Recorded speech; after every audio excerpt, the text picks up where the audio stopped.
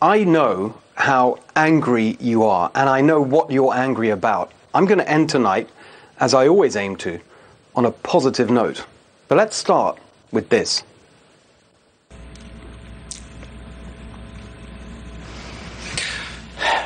What I didn't know is that it would hurt so much. I didn't expect this to break my heart. For him to cast a dark shadow on our most sacred right. What a total charlatan, casting a dark shadow over our most sacred right. You mean like this? Trump knows he's an illegitimate president. I don't see this president-elect as a legitimate president. I've created an illegitimacy clock. It's on my website. If you look at it, it tells you how many days and hours Donald Trump has been illegitimate as president. For 4 years, they plotted and schemed to undermine and overturn the sacred right of American democracy. For 4 years, they smeared the duly elected president and his supporters. Not my president, they screamed, not my president. 4 years on, still they're at it, still they parade their reckless, condescending intolerance. I'm not going to say that 50% of Americans are racist and sexist and homophobic, but I will say that that tells me that they will look the other way to that kind of behavior, to the plight of their fellow Americans, if personally they feel that they are doing okay and that they will do better under that type of presidency. And that, I think, is despicable. It is un-American. From deplorable to despicable. 4 years of non-stop hate. And now they want the Americans they dismiss and demean to just roll over and pay homage to the new regime. No, no, no.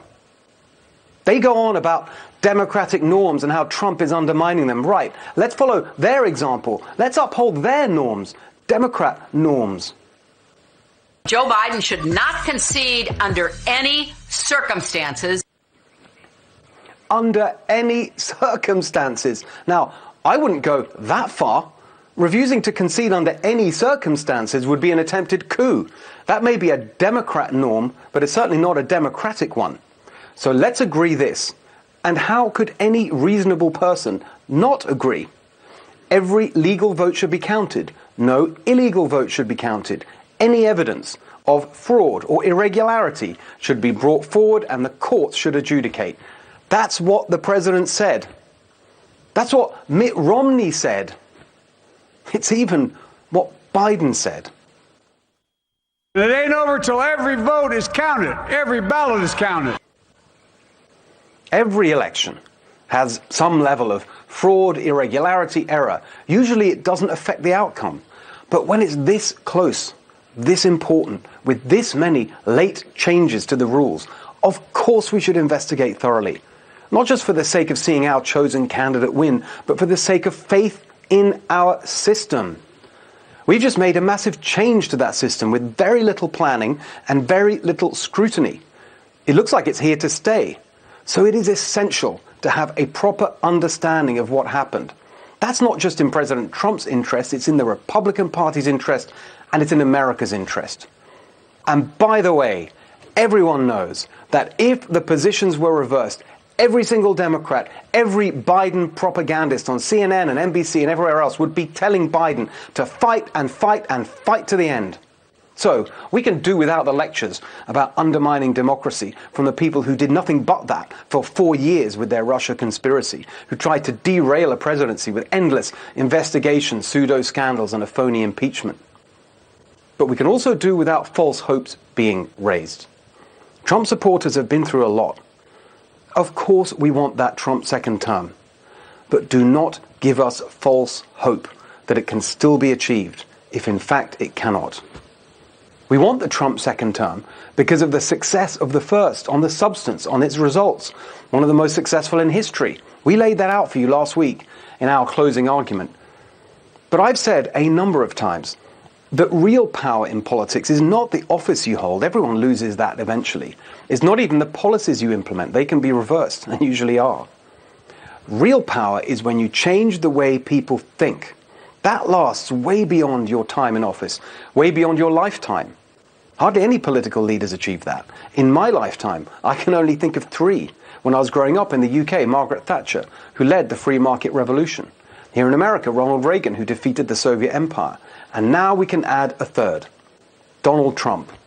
On issue after issue, China, manufacturing, the Middle East, open borders, endless war, Trump challenged and defeated a 50-year establishment consensus.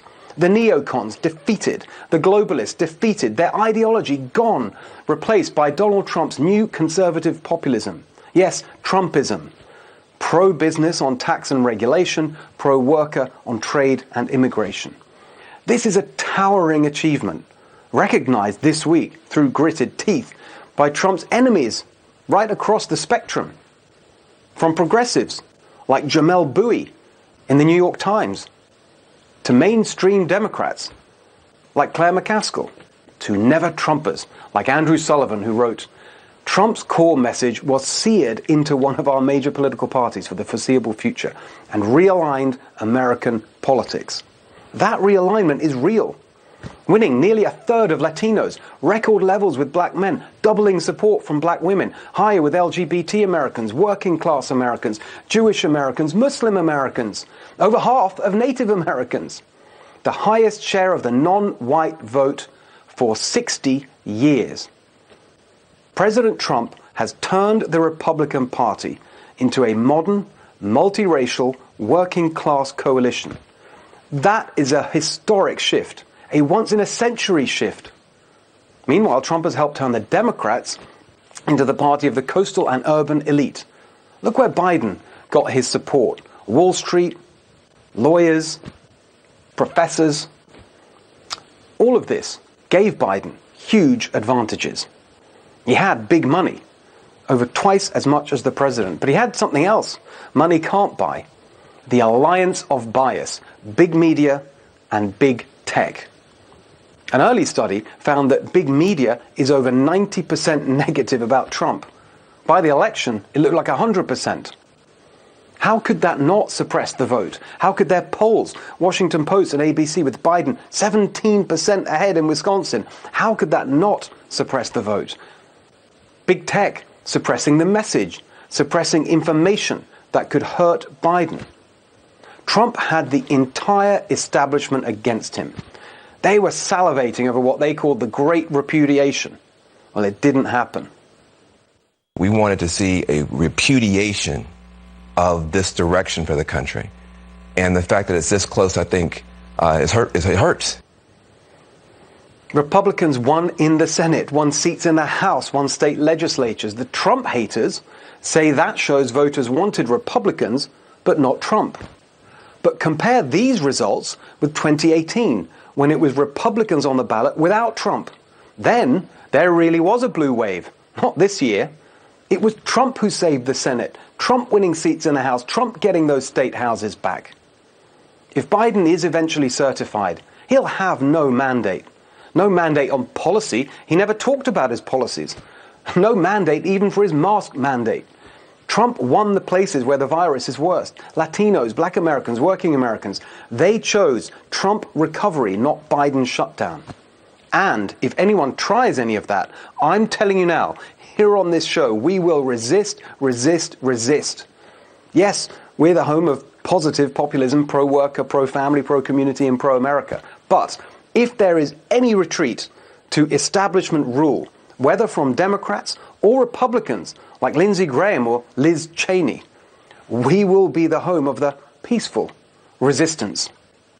In this election, Donald Trump confounded the pollsters and the snooty establishment once again, this time with his promises delivered, his record established, his fight against woke supremacy.